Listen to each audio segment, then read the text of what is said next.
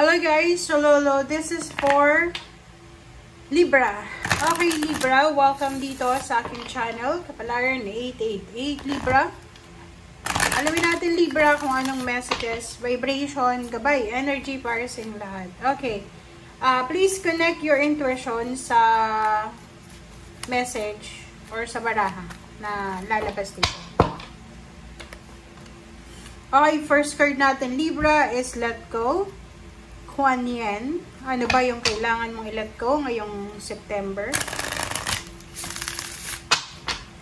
Kuan Yen.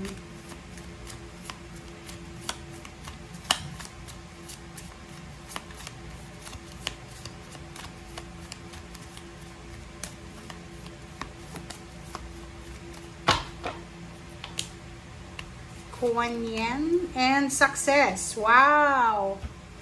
Okay, congratulations Libra. Okay, congratulations kasi sinasabi ng baraha sa'yo na may i-let go ka ngayong September na posibleng magdadala sa'yo ng tagumpay.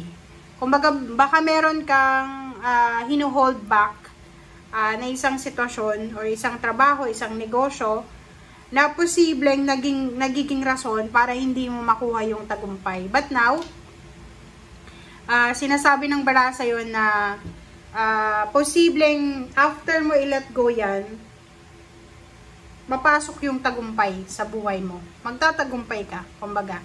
And sinasabi ng baraha sa'yo dito, Libra, na sobrang successful ang buwan na to para sa'yo. Maraming successful na venture, journey, unexpected na twist of events ang possible na mangyari ngayong September para sa mga Libra. And yung iba sa inyo dyan, talagang pwedeng yon yung mga hinihintay nyo ay posibleng dumating na, papabor sa inyo yung sitwasyon, pagkakataon, lahat pabor sa inyo. Okay? Tingnan natin. O, diba? Success din to, oh. Victory and success. Okay, 6 of Wands, victory and success, 7 of Wands. Oh, wow. And, about money to. Wow. And sa ilalim mo dito is the Devil, and 10 of Cups, and 6 of Cups. Okay. So, yun. Kunin natin yan lahat. Okay, Libra. Tingnan mo. Sinasabi ng baraha sa'yo dito na tapos na ang temptation. Tapos na ang pagsubok. Okay?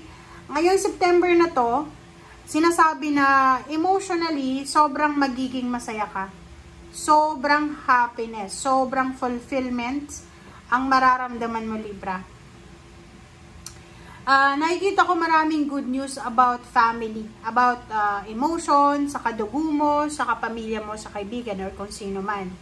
And 6 of Cups, sinasabi, there's a relationship na parang yung mga exes pwedeng magkabalikan, may mga naging kaaway ka, kaya nga magle-let go ka dito eh. Maybe mayroong mga kaaway ka na papatawarin mo, and mayroong 3 of this, money, isang napakabilis na financial new beginnings, like parang ano to, business opening, proposal, or kung ano man to na gagawin mo ngayong buwan ng September.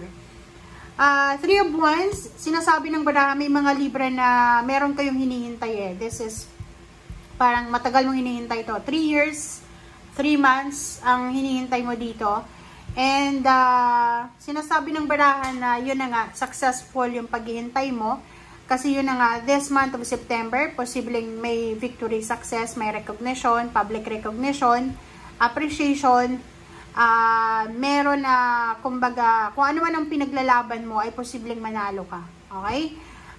Pwedeng pera, wala kang dapat na alalahanin sa pera, sa salapi, kasi balance na ngayon eh. Parang, halimbawa dati, mag-isa ka na kumakayod, breadwinner ka. Siguro ngayon, marami na kayo na nagtutulong-tulungan para sa successful na resolution sa finances nyo. Okay?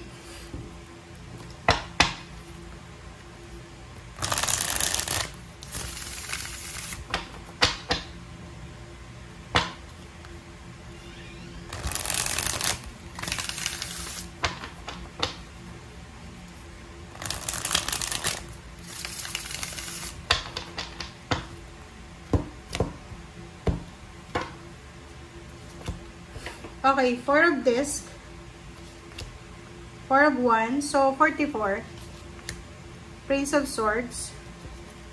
And King of cups. So, Libra, sinasabi ng bara sa'yo. So, this is confirmation. Sinasabi sa'yo na emotionally, like especially relationship, pag-asawa, boyfriend, girlfriend, pamilya, posibleng maayos yung mga gusot. So, balanse. Maraming good news. Marami kang matatanggap na good news. Regarding family, meron na Libra na nagbabala kayong magpa-renovate ng bahay, magpatayo ng bahay. Merong wedding anniversaries. Merong mga good news about family sa loob ng pamilya. And nakikita ko siya dito na may pagkakataon ka na Libra simula ngayong September na makapag-ipon ng pera. Kumbaga, mag-iipon ka. Or parang nakikita ko siya dito. Ito yung purpose mo eh. Like, siguro kailangan mong double time kasi kailangan mag-ipon ng pera para sa bahay, sa pamilya, or sa pagpapatayo ng kung ano pa man.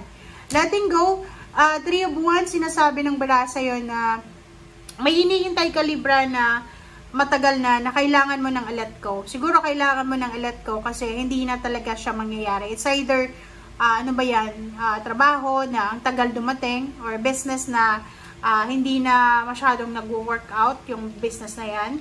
And nakikita ko siya dito na kung ano man tong i-let go mo talaga, after mong ma-let go siya, posibleng dumating yung tagumpay. Diba? Unexpected eh. Parang sinasabi natin minsan, kung kailan natin na-let go, tsaka dumating. So, ibig sabihin, talagang kailangan siyang i-let go. Kasi pag hindi mo na-let go, ibig sabihin, walang darating.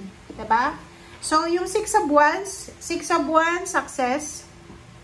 3 of wands, 4 of swords, 4 of wands, king of disc. Sinasabi ng bara sa'yo, yung mga hinihintay nyo na pagkakataon, yun na nga, makakapag-ipon ng pera, makakapag-renovate ng bahay, makakapagpatayo ng bahay, maayos yung buhay, parang ganon, stability, balance, security, ay unti-unti nyo na itong makukuha. Okay? Yung king of disc, yung ibang Libra na talagang, ang ini-aim mo talaga is lump sum of money, limpak-limpak na sa lapi. Nakikita ko sa'yo dito na on the way ka na. Kumbaga, on process na. Diba? So, stay positive, stay, kumbaga optimistic yun. Stay, parang assertive sa kung ano man na ginagawa nyo. And 7 of wands, protectionan mo daw eh. Diba? Protectionan mo kung ano yung meron ka.